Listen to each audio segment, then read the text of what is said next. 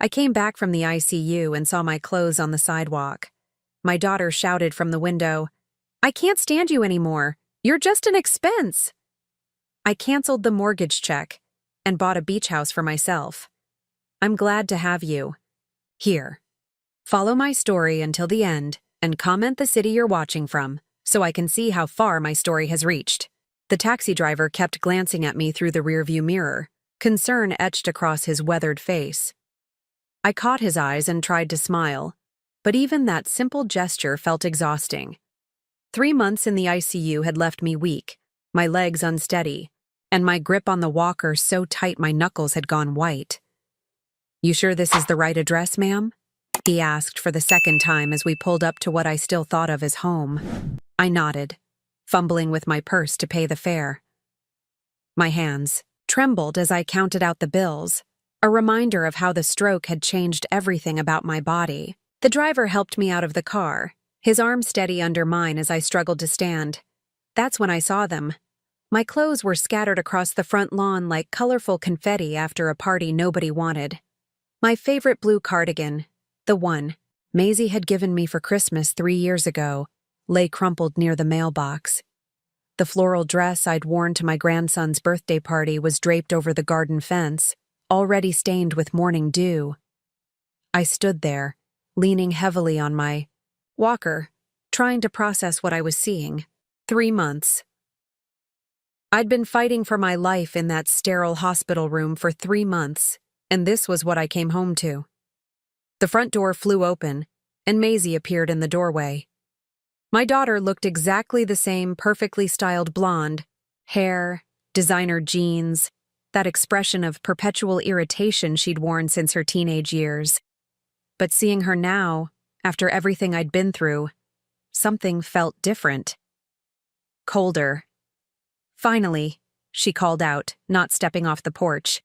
"I was wondering when you'd show up." I opened my mouth to speak, but she wasn't finished. "I can't do this anymore, Mom." Her voice carried across the yard, loud enough for the neighbors to hear. "You're nothing but expenses now. Doctor bills, medications, and God knows what else. I have my own family to think about." The taxi driver shifted uncomfortably beside me. "Ma'am, do you want me to wait?"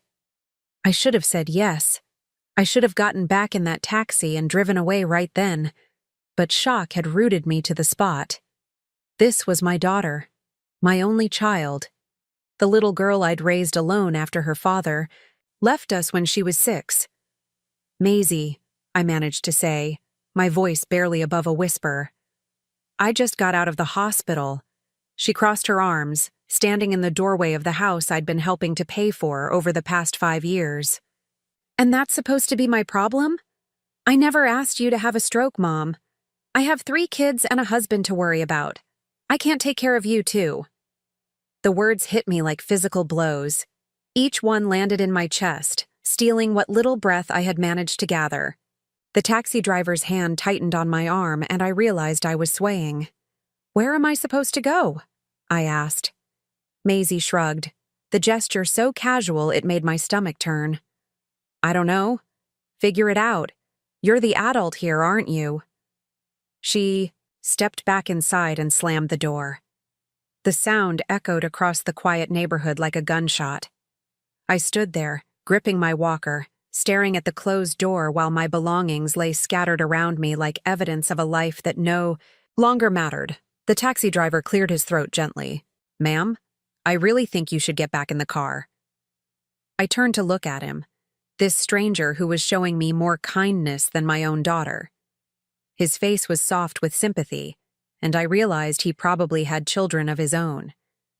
Maybe even grandchildren. I wondered if they would ever treat him the way Maisie was treating me. "Yes," I said quietly. "Yes, I think you're right." As he helped me gather what I could carry of my scattered belongings, I felt something shift inside me. It wasn't anger, not yet. It was something deeper, colder. A recognition that the daughter I'd sacrificed everything for didn't exist anymore. Maybe she never had. The realization should have broken me. Instead, as I settled back into the taxi seat, I felt something I hadn't experienced in years. clarity. The memory of those 3 months in the ICU came flooding back as the taxi pulled away from Maisie's house.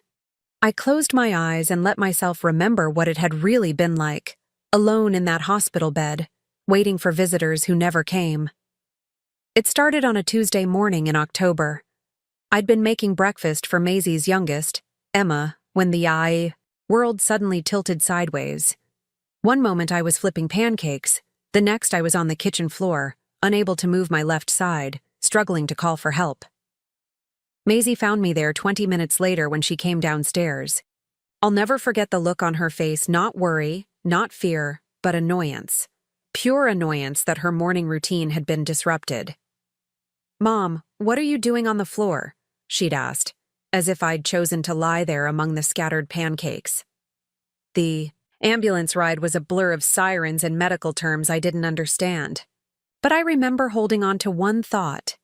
Maisie would be there when I woke up. She would be sitting beside my bed, holding my hand, the way I'd done for her through every childhood illness, every heartbreak, every crisis. I was wrong. The first week, I kept asking the nurses if my daughter had called. "She's probably just busy," I told them, making excuses even as machines monitored my every heartbeat. "She has 3 children. It's hard to get away." Dr. Peterson, my neurologist, was a kind woman about Maisie's age. After the first 2 weeks, she stopped mentioning family support in my treatment plan. She'd seen enough to understand that I was facing this alone. "Mrs. Williams," she said one morning during rounds, "is there anyone else we can contact? A friend, perhaps? Another relative?" I shook my head, embarrassed. I'd spent so many years focused on Maisie and her family that I'd let my friendships fade. My sister lived across the country, and we barely spoke anymore. I had put all my emotional eggs in one basket, and now that basket had abandoned me. The physical therapy was the hardest part. Not because of the exercises, though those were brutal enough, but because of the constant reminders of what I'd lost. My left leg dragged slightly when I walked. My fine motor skills were compromised. Simple tasks like buttoning a shirt or writing my name took enormous concentration. "You're doing great, Laverne," my physical therapist Marcus would say. "Your determination is remarkable. Your family must be so proud." I never corrected him. How could I explain that my family consisted of one daughter who hadn't visited once, who hadn't even called to see if I was alive? The occupational therapist taught me how to use adaptive equipment, a walker, grab bars, special utensils for eating, tools that would help me live independently again. But where would I use them? I'd been living in Maisie's house for 2 years, ever since her husband Derek convinced me to sell my little apartment and move in to help with the children.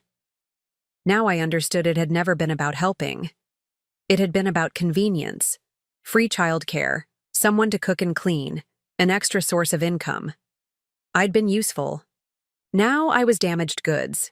3 weeks into my stay, a social worker named Janet came to see me. She was younger than Maisie, with tired eyes and a gentle manner. "Laverne, we need to discuss your discharge plans," she said, settling into the uncomfortable visitor's chair that no one had ever used for me. "Where will you be going when you're released?" I stared at her, unable to answer. I'd been asking myself the same question for weeks. Finally, I said, "I suppose I'll go back to my daughter's house." Janet nodded, making notes. "And she's prepared. To help with your care, you'll need assistance with daily activities for a while." "I'm sure she is," I lied. But even as I said it, I knew it wasn't true. Maisie hadn't visited, hadn't called, hadn't asked about my progress. The nurses had stopped mentioning family altogether, treating me with the gentle kindness reserved for people who truly have no one. On my last night in the hospital, I lay awake staring at the ceiling, listening to the familiar sounds of the ICU. In the morning, I would be discharged. I would go back to Maisie's house and pretend that everything was normal, that 3 months of abandonment meant nothing.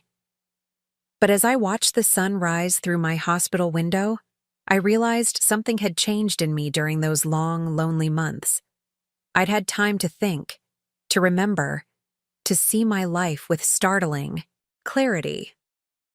I'd spent 67 years putting everyone else first. And where had it gotten me? Sitting in that taxi, surrounded by my scattered belongings, I couldn't stop my mind from wandering back to the beginning.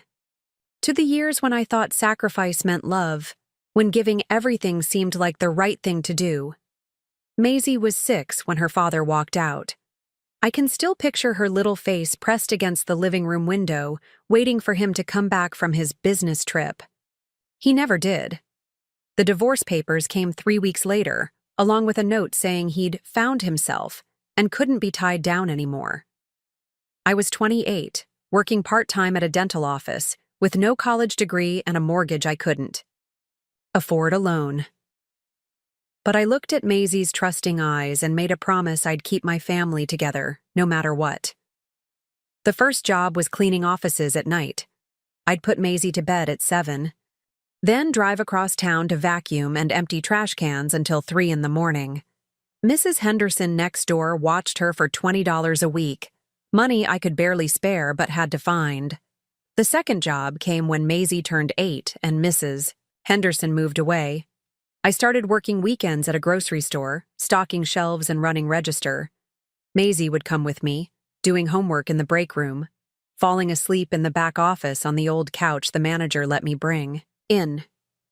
"Mama, why do you have to work so much?" she asked one Sunday afternoon. Her coloring book spread across my lap as I counted register receipts. "So you can have everything you need, sweetheart," I told her, smoothing her hair. "So you can go to college and be anything you want to be." She was 14 when I sold my mother's engagement ring to pay for her first car. An old Honda with rust spots and a radio that only picked up AM stations, but Maisie loved it. She hugged me so tight that day, tears in her eyes. "I'll pay you back, Mama," she promised. "When I'm older, I'll take care of you." I believed her. God help me. I believed every word. The third job came during her senior year when she decided she wanted to go to state university instead of the community college we could afford. $40,000 a year for tuition, room, and board. I started cleaning houses during the day, my knees screaming as I scrubbed other people's bathrooms so Maisie could live in a dorm and join a sorority. I sold my parents' house that year, too. The little blue cottage where I'd grown up, filled with memories of Sunday dinners and Christmas mornings. But Maisie needed money for textbooks and a meal plan, and the equity in that house meant she wouldn't have to get a student job. "You're the best mom ever," she said when I handed her the check for her first semester. "I'm going to make you so proud." 4 years later, she graduated with a business degree and immediately got engaged to Derek, a boy from her accounting class, whose parents owned a successful construction company. They had a lavish wedding at the country club, paid for with the last of my savings, and a loan I'd be paying off for the next 5 years. The grandchildren came quickly. Emma first, then James, then little Sophie. Beautiful, perfect babies that I adored from the moment I met them. Maisie was overwhelmed, Derek worked long hours, and naturally, I stepped in to help. "Just until I get back on my feet," Maisie said when she asked me to babysit Emma 3 days a week. Derek's parents help with money, but they're not really the hands-on type. 3 days became 5. 5 became every weekday.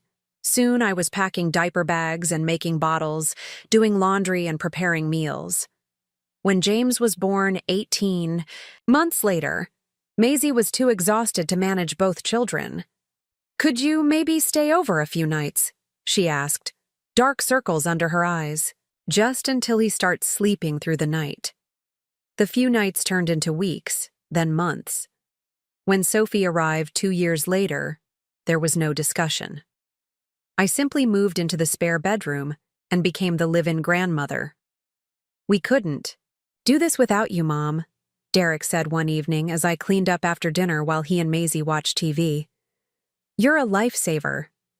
But somewhere along the way, being a lifesaver became being invisible. I was expected to be available but not intrusive, helpful but not needy.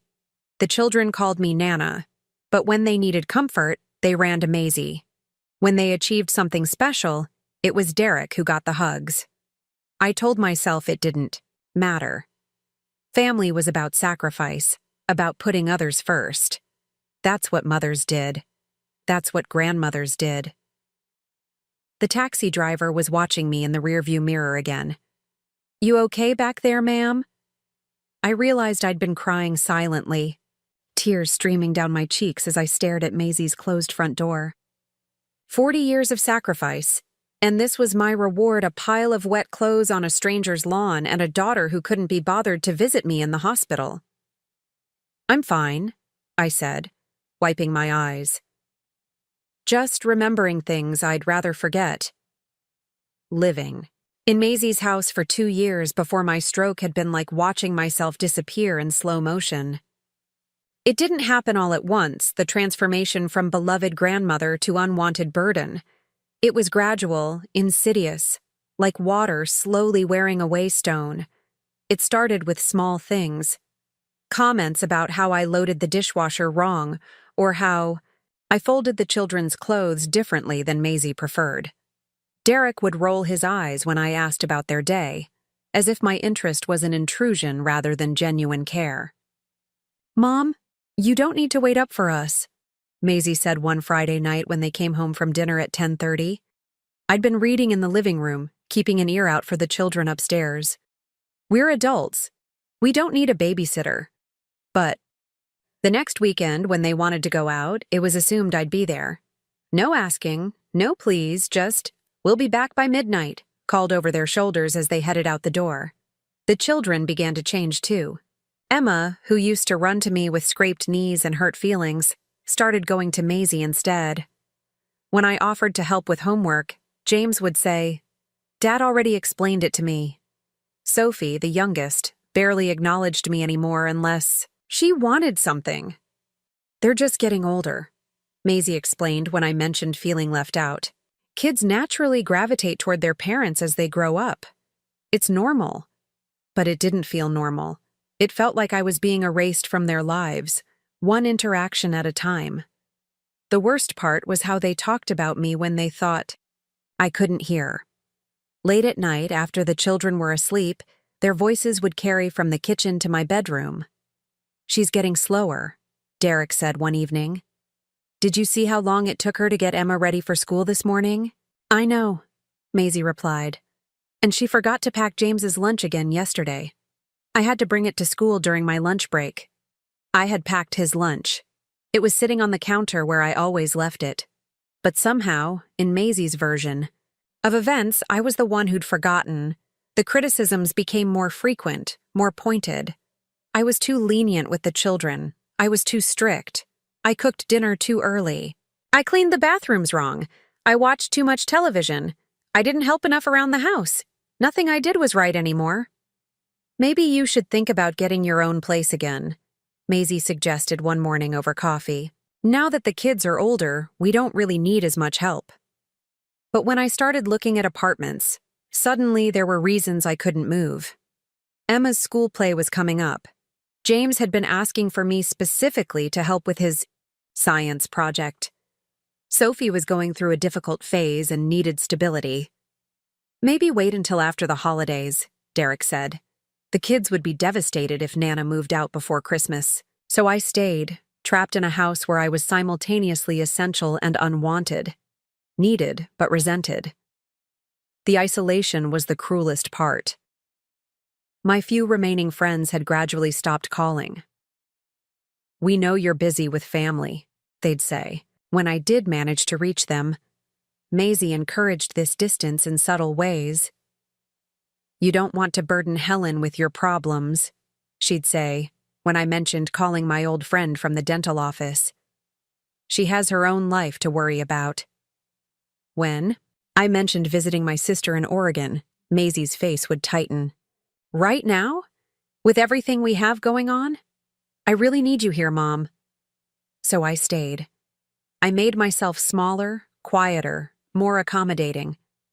I tried to anticipate their needs before they voiced them, tried to be useful without being noticed. The call. Morning of my stroke, I'd been up since 5:30, making pancakes for the children's breakfast and packing their lunches. Maisie had been particularly sharp the night before, complaining that I'd put too much detergent in the washing machine and ruined Derek's work shirts. "I don't know why this is so difficult for you," she'd snapped. "It's laundry, not rocket science." I'd apologized and offered to replace the shirts, but she'd just waved me away with that look of disgust I'd been seeing more and more often. When the stroke hit and I collapsed on that kitchen floor, my first thought wasn't fear for myself.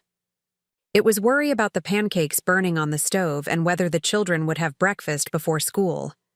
Even as the ambulance came, even as the paramedics worked over me, I was thinking about Maisie's schedule and how this would inconvenience her.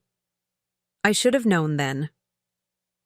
The annoyance in her eyes as she watched the EMTs load me onto the stretcher should have told me everything I needed to know about what the next 3 months would bring. But hope dies hard, especially the hope that your child loves you enough to forgive you for getting sick. The taxi dropped me off at a small motel on the outskirts of town. $28 a night, continental breakfast included, and a sympathetic desk clerk who didn't ask questions about why a 67-year-old woman with a walker was checking in alone with a garbage bag full of damp clothes. My room was clean but sparse, a single bed, a small table, and a chair that had seen better days. I sat on the edge of the bed, still processing what had happened. 3 months in the hospital, and Maisie had used that time to completely erase me from her life. But as the shock began to wear off, something else emerged. Anger. Pure, white-hot anger at the daughter I'd sacrificed everything for. I reached for my purse and pulled out my checkbook, intending to see how much money I had for extended motel stays. That's when I noticed something strange. The register showed a balance that was impossibly low. According to my records, I should have had nearly $8,000 in my checking account. The balance showed $412. My. Hands shook as I dialed the bank's customer service number.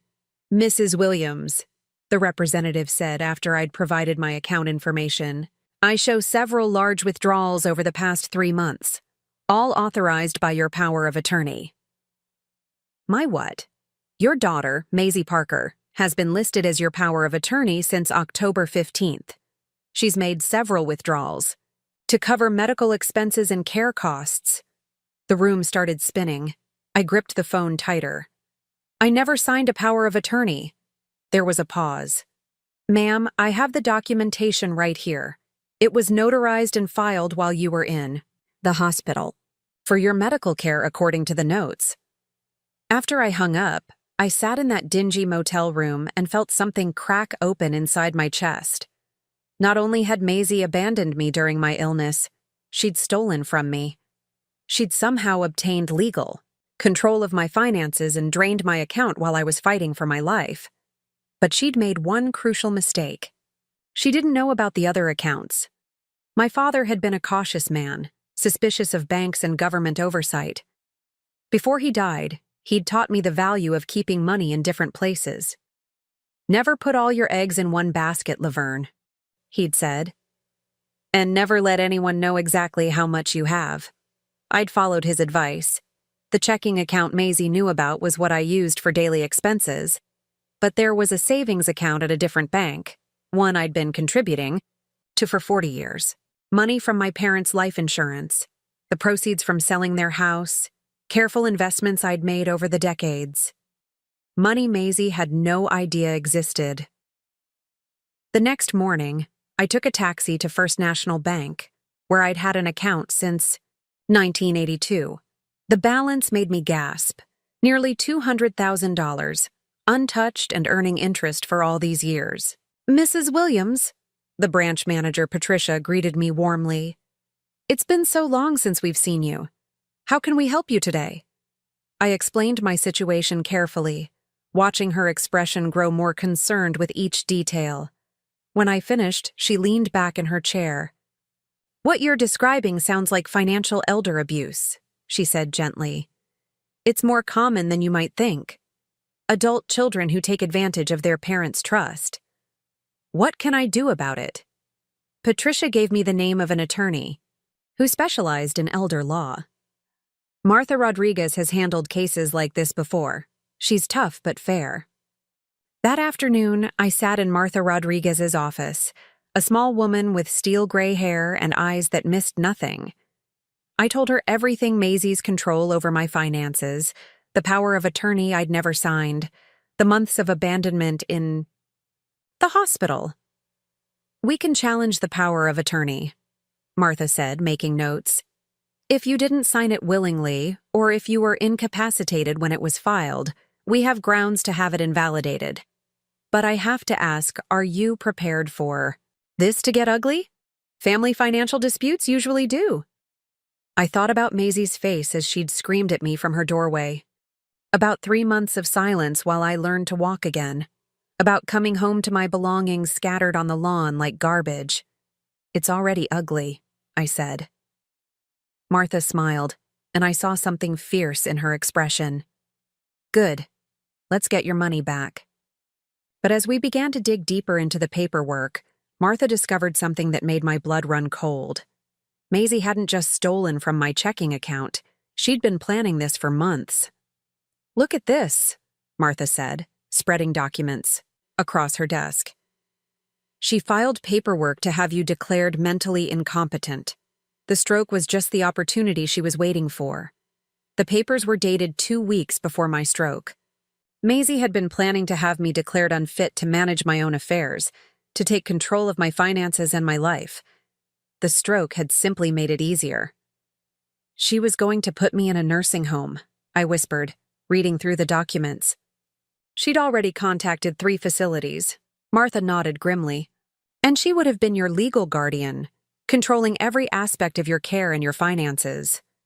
This wasn't impulse, Mrs. Williams. This was premeditated. Sitting in that lawyer's office, holding papers that proved my daughter had been planning to rob me of my freedom and my dignity, I felt the last vestiges of motherly love die in my chest. Maisie hadn't just abandoned me. She'd been actively working to destroy me. 6 weeks later, I stood on the deck of my new home, watching the morning sun paint the ocean in shades of gold and pink. The house was small, just 2 bedrooms and a single bathroom, but it was mine. Completely, legally, undeniably mine. The legal battle had been swift and decisive.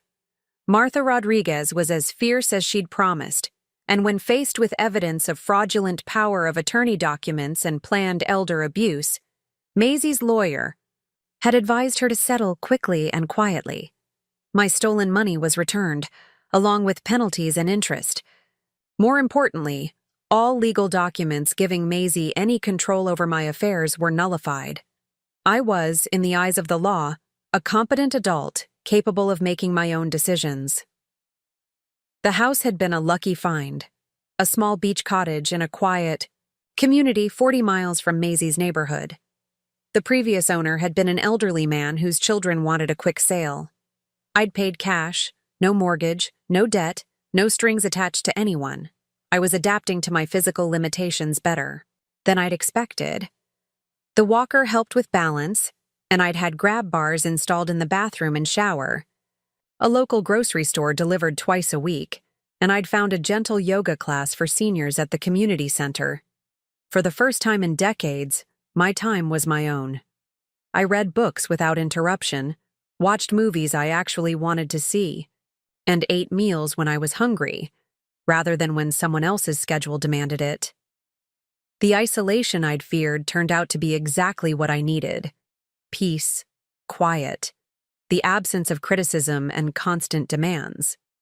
It was on a Thursday morning, 6 weeks after I'd moved in, that I heard the familiar sound of Maisie's car in my driveway. I'd been expecting this visit, though I'd hoped it might never come. I opened the door before she could knock. She stood on my small porch, looking smaller somehow than she had that terrible day outside her house. Her designer clothes were wrinkled, her usually perfect hair pulled back in a messy ponytail. "Mom," she said, and I heard something in her voice I hadn't heard in years. Uncertainty. "Maisie." "I didn't invite her in. Can we talk?" "Please?" I considered closing the door, but curiosity won. I stepped aside, and she entered my small living room, her eyes taking in the simple furniture, the paperback books stacked on the coffee table, the view of the ocean through the sliding glass doors. "It's nice," she said, sounding surprised. "Really nice." I settled into my favorite chair, a comfortable recliner I'd bought specifically for my needs. Maisie sat on the edge of the couch, fidgeting with her purse strap. "Derek and I are getting divorced," she said suddenly. I raised an eyebrow but said nothing. "His parents found out about what I did to you, about the money." She looked up at me, and I saw tears in her eyes. They were horrified. They said they couldn't be associated with someone who would steal from their own mother. "I see. Derek's been ordered to pay alimony and child support, but it's not enough. I can't afford the house payments without your help." She paused, swallowing hard. "I'm going to lose everything." I studied my daughter's face, looking for some sign of genuine remorse, some acknowledgement of the pain she'd caused. What I saw instead was the same thing I'd always seen: panic at the consequences of her actions, not regret for the actions themselves. "Why are you telling me this, Maisie?" "Because I'm sorry," she said quickly. "I know I messed up. I know I hurt you. But I'm still your daughter, and those are still your grandchildren. Doesn't that mean anything?" I leaned back in my chair, feeling the weight of 40 years of manipulation in those words. "What does it mean to you?" She blinked, clearly not expecting the question. "You didn't visit me once in 3 months," I continued. "You stole my money while I was fighting for my life. You threw my belongings on the lawn like garbage and told me I was nothing but expenses. What did being your mother mean then?" "I was overwhelmed," she said, tears flowing freely now. "I didn't know how to handle everything. The kids were asking questions. Derek was stressed about work, and I just panicked. So you decided to steal from me and plan to have me declared incompetent?" Her face went white. "You know about that?" "I know about all of it. The nursing home applications, the guardianship papers, everything." I kept my voice calm, steady.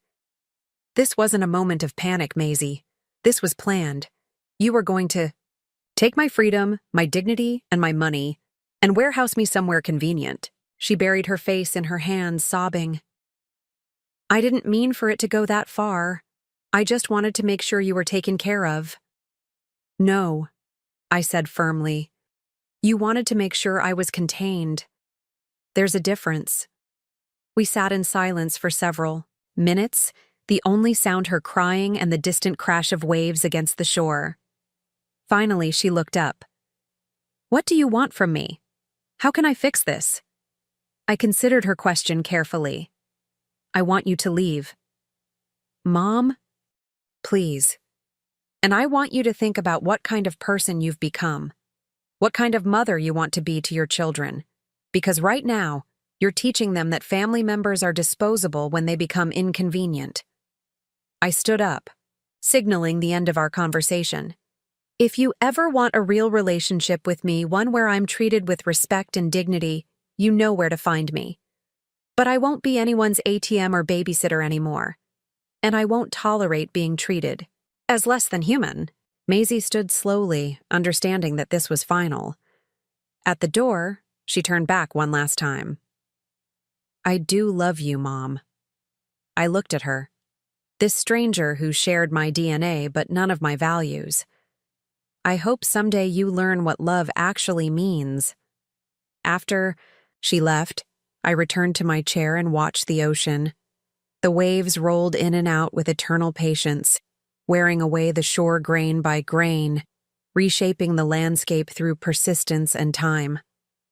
I was 67 years old, walking with a walker, living alone in a small beach house. By some standards, my life had been diminished, but sitting there in the silence I'd chosen, in the home I'd bought with my own money, answerable to no one but myself, I felt something I hadn't experienced in decades. I felt free. Now, I'm curious about you who listened to my story. What would you do if you were in my place? Have you ever been through something similar? Comment below. And meanwhile, I'm leaving on the final screen 2 other stories that are channel favorites, and they will definitely surprise you. Thank you for watching until here.